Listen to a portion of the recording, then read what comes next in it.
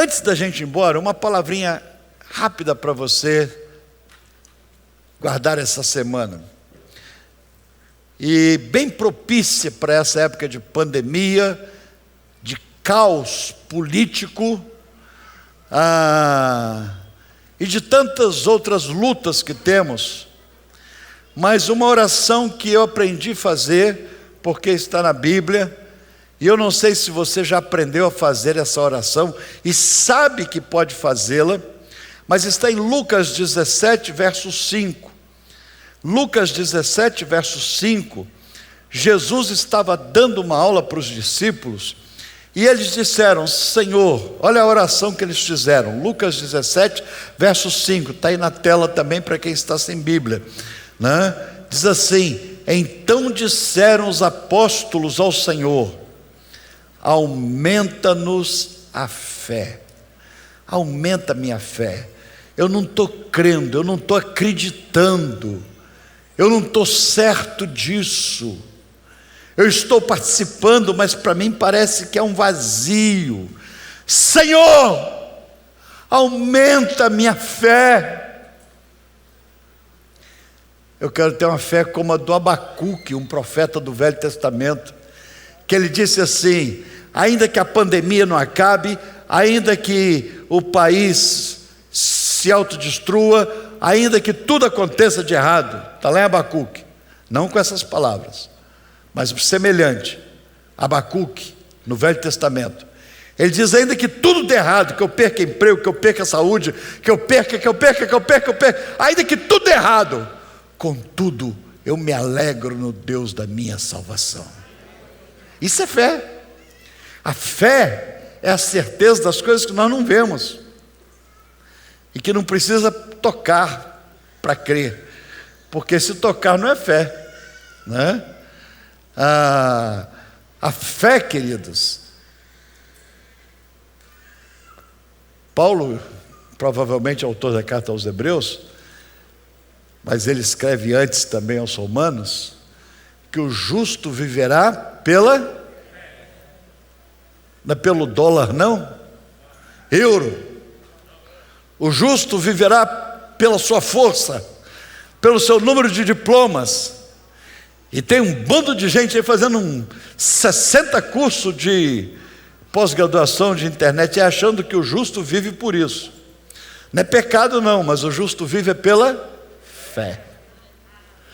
Você pode ter 50 pós-graduação, mas se você não souber em quem tem crido, que Ele é poderoso para guardar o seu tesouro, você está lascado. A vitória pela fé, 1 João 5,4, essa é a vitória que vence o mundo. Qual é a vitória que vence? A fé. 1 João 5,4. A gente já entra em campo vencedor, né? A fé, precisamos de ter fé. Sem fé, queridos, a religião é uma brincadeira nojenta, asquerosa. Hebreus 11 diz que é preciso que todos que se aproximem de Deus, se aproximem com fé, sabendo que Ele é galardoador, porque se você vem para a igreja com fé, hoje Deus vai operar, hoje Deus vai transformar minha vida, hoje vai acontecer o impossível. Então, diz Hebreus 11, Ele é galardoador, Ele retribui aqueles que o buscam com fé. Agora você vem para a igreja: ai meu Deus, eu vou para a igreja, ai está frio, ai choveu essa noite, ai não sei o que, ai vou pegar pandemia, ai vou morrer de azia. Que é isso? É fé. É fé. A fé faz o culto ter sentido. Canta com fé, ora com fé, leia a Bíblia com fé. A fé é realmente a base, porque Deus é galardoador daqueles que o buscam com fé.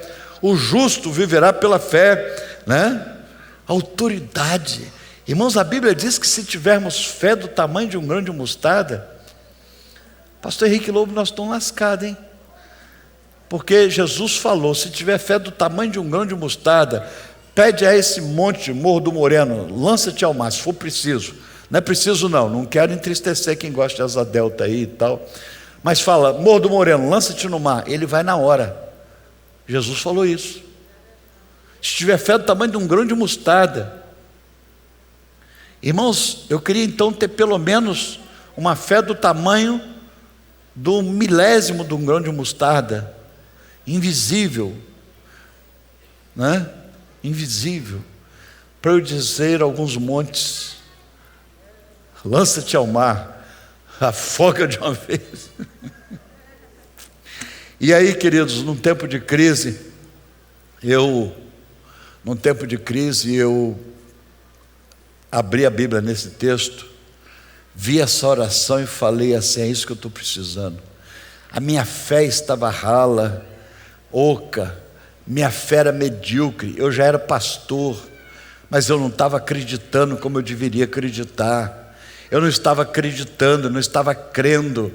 Eu não tenho vergonha de falar isso não. Eu já era pastor, já tinha feito seminário teológico durante 4 anos, depois mais 2, eu já sabia teoria, eu já tinha lido a Bíblia, eu já sabia tudo teoricamente, mas eu não acreditava como eu deveria acreditar. Eu estava com medo, eu estava escorraçado, eu estava escondido, eu estava humilhado.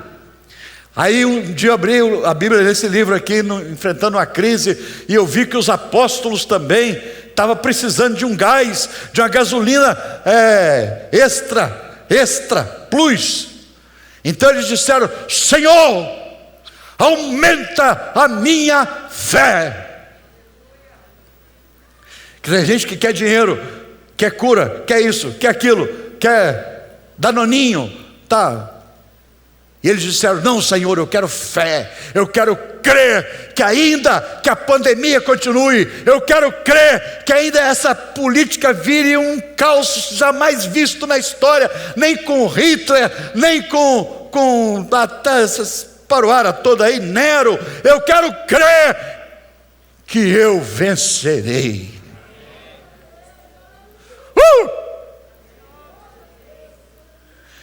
Não importa a pandemia, não importa a política, não importa a situação financeira, não importa, eu quero crer que o pão nosso de cada dia vai estar lá na mesa. Eu quero crer. Aí eu comecei a orar,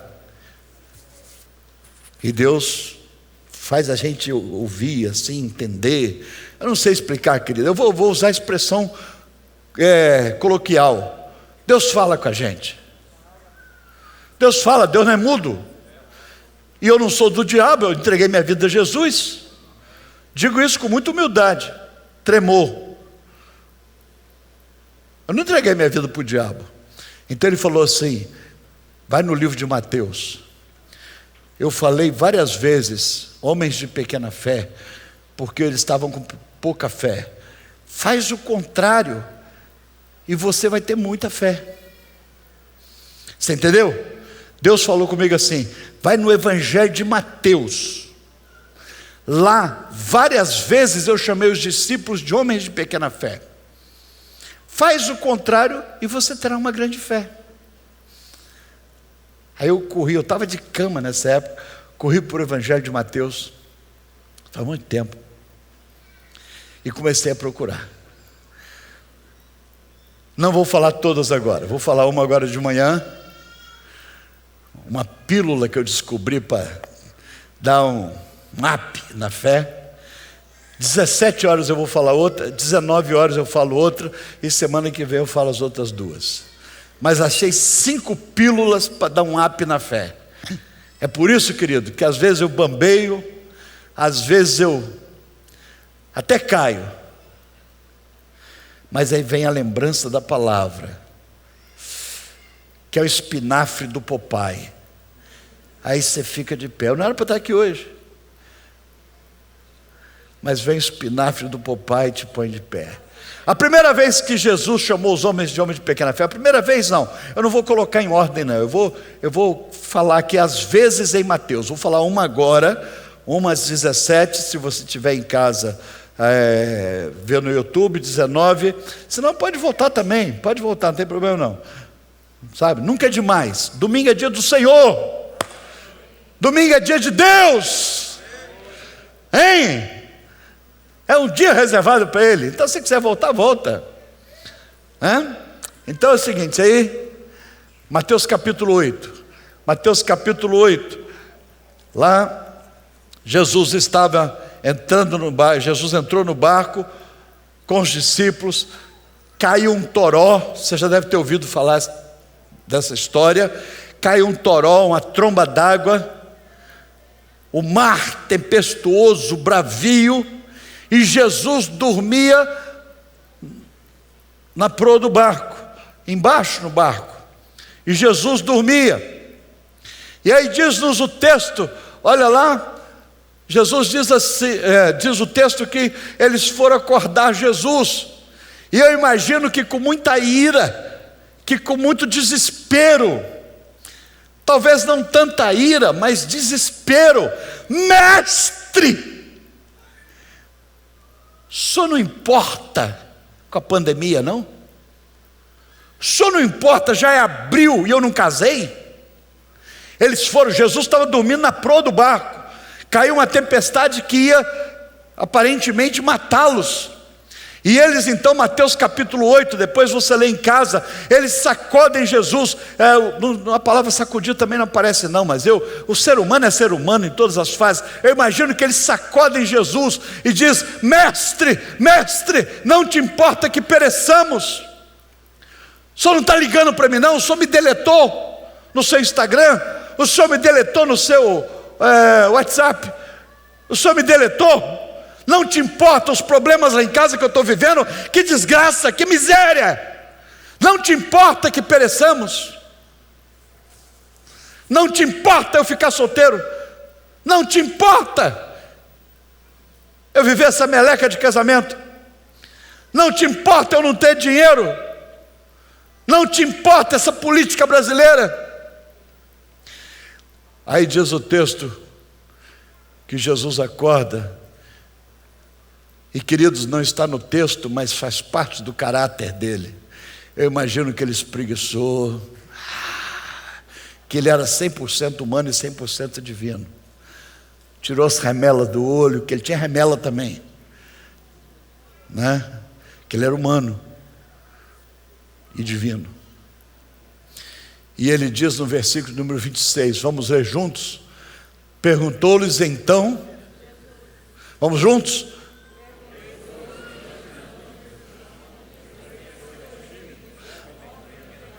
Porque sois tímidos, medrosos, covardes? Minha senhora, a senhora está com medo de quê?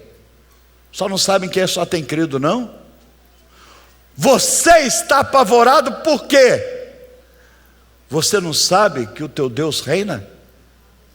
Ele diz assim: porque sois tão bananas, numa tradução mais clássica, porque sois tão frouxo, na tradução melhorzinha, porque sois tão Maria mole, na tradução politicamente correta, homens de pequena fé.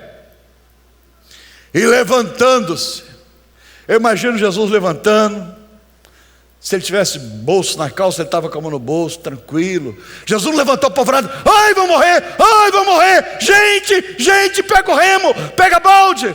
Não, querido, Jesus levantou aí: mestre! Jesus disse: sua fé não vale nada, hein? Você só tem religião, você só tem denominação, você só tem teoria. Cadê sua fé? Cadê sua fé? Aí Jesus chega na beirada do barco, fala: vento. Eu tenho quase certeza que ele não gritou: vento, cala a boca. Não, porque a autoridade de Jesus não está no grito, está na sua essência, na sua pessoa. Vento, tempestade. Tem pena dos menininhos aqui, ó, as criancinhas que estão no barco, tem pena dessas crianças. Tempestade, para. E fez-se grande bonança. Agora Jesus disse homens de pequena fé, mas ele tinha falado: toda vez que eu falar homem de pequena fé, você descobre por que eu falei e faz o contrário. Aí eu reli o texto, no verso 27 eu descobri um segredo que para mim valeu. Verso seguinte: Diz assim, continua aí o texto. Perguntou-lhe Jesus, verso 27. Tem o verso 27 em cima, escrito aí? Quando ele diz, os discípulos disseram, verso 27, quando houve a grande bonança, os discípulos disseram: quem é esse que até o vento e o mar lhe obedece? Os discípulos começaram a cochichar e eles falaram mais ou menos o seguinte: nós sabemos que ele veio ser rei, ele tem direito ao trono de Davi, ele fez curas de enfermos, exorcizou demônios, mas nós não sabíamos que até o vento e o mar lhe obedecia. Quem é este que até o vento, o segredo para mim, a pílula que você precisa tomar, que eu preciso tomar, é até, a palavra até, come essa palavra, até, a sogra obedece, o síndico obedece, o empregado obedece, o patrão obedece, o presidente do FMI, a presidente obedece, o presidente da ONU obedece, e não sei quem mais obedece, até os demônios obedecem, e agindo Deus, quem impedirá? Qual é o segredo para uma grande fé? É saber que não há limite para a soberania, grandeza, majestade do poder de Deus. Primeiro segredo que eu aprendi e que eu esqueço, mas depois eu tenho que voltar a lembrar, e agora de manhã mesmo eu estou lembrando, e eu estou lembrando com vocês, é que não tem nada, não há nada e ninguém que não esteja debaixo, sujeito à autoridade do poder do nosso Deus. A senhora estava molhando samambaia, planta natural. Aí a outra falou: estou estranhando que você está molhando a samambaia e orando, você está impondo a mão na samambaia? Que desperdício você gastar oração com samambaia. Ela falou assim: eu oro por samambaia, porque o Deus que eu creio, Ele tem poder até sobre as plantas. As minhas samambaias são mais verdes, viçosas, porque meu Deus opera nelas. Como Ele operou na figueira, no sicômoro que nasceu lá nos dias de Jonas, na figueira que Ele mandou secar, Ele tem autoridade sobre as plantas. Mateus capítulo 10 diz que até os cabelos da nossa cabeça Ele tem contado. Não tem na ciência aparelho detector, não há. Diz aí, o homem foi a Marte. Se o homem não é capaz de contar os cabelos da cabeça, só Deus sabe quantos cabelos nós temos. Você diz: pastor, mas o senhor não acredita nessas coisas? Não. No dia que me provar que o homem é capaz de trabalhar com as mais fáceis, eu acredito nas mais difíceis. Mas o ser humano não é capaz de saber das mais fáceis. Até os cabelos da nossa cabeça Deus tem contado. Todas as coisas, sobre tudo Ele é Senhor, sobre tudo Ele é Senhor.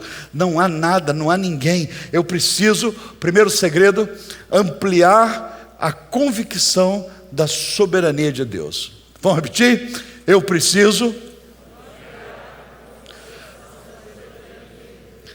Salmo 24, verso 1. Vamos ler juntos? Salmo 24, verso 1. Todos juntos. Ao Senhor pertence a terra.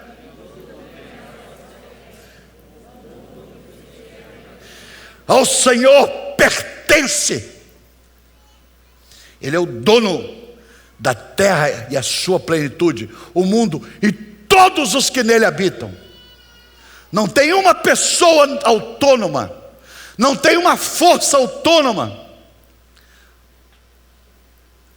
Você quer fotografar um versículo para marcar durante a semana? Coloca aí na tela Isaías 43, 13.